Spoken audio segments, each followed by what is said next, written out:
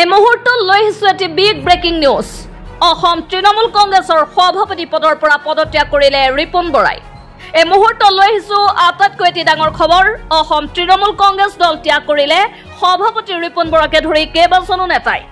ৰিপুণ বৰাৰ লগতে অসম তৃণমূল কংগ্ৰেছ ত্যাগ কৰা অন্যান্য নেতাসকল হৈছে সাংগঠনিক সাধাৰণ সম্পাদক অৰূপজ্যোতি ভূঞা, প্ৰশাসনিক সাধাৰণ সম্পাদক গজেন্দ্ৰ প্ৰসাদ উপমন্যু, সাধাৰণ সম্পাদক জুলফিকৰ হুছেইন, সাধাৰণ সম্পাদক ৰাজীৱ আলী, মেহবুব আলী সভাপতি অসম তৃণমূল যুৱ কংগ্ৰেছ।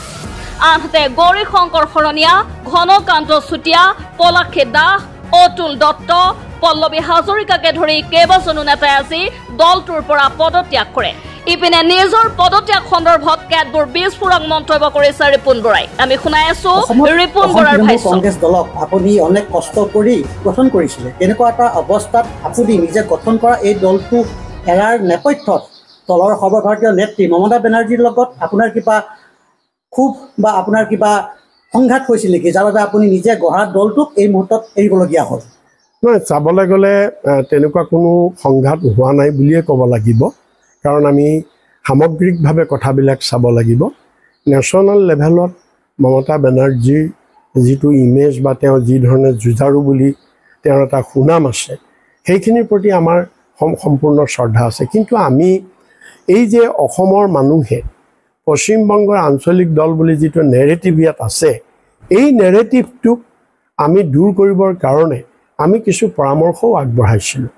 সেই পৰামৰ্শবিলাকৰ ভিতৰত আছিল যে তৃণমূলত অসমৰ মূল সুঁতিৰ এজন মানুহক তৃণমূলৰ এটা নেতৃত্বত ৰাখিব লাগে, ৰাজ্যিক নেতৃত্বত নহয়, কেন্দ্ৰীয় নেতৃত্বত।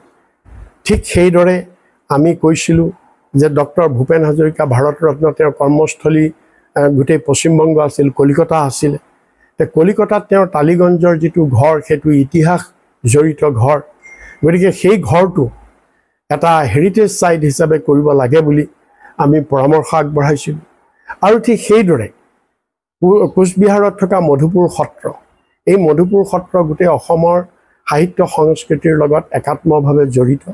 আমাৰ দুইজনা গুৰু মহাপুৰুষ মাধৱদেৱ, মহাপুৰুষ শংকৰদেৱ, দুইজনা গুৰুৱে বৈষ্ণৱ আন্দোলন, বৈষ্ণৱ ধৰ্ম ইয়াৰ পৰাই প্ৰচাৰ কৰিছিল বুলি ক'লেও অত্যুক্তি কৰা নহ'ব।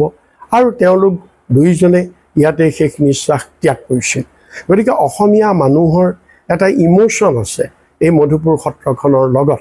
গতিকে আমি কৈছিলোঁ যে এই মধুপুৰ সত্ৰখন উন্নত কৰিব লাগে আৰু অসমৰ সাহিত্য সংস্কৃতিৰ আৰু গুৰু দুজনাৰ এই গোটেই স্মৃতি তাত সংৰক্ষিত কৰি এটা কালচাৰেল হাব হিচাপে গঢ়ি তুলিব লাগে।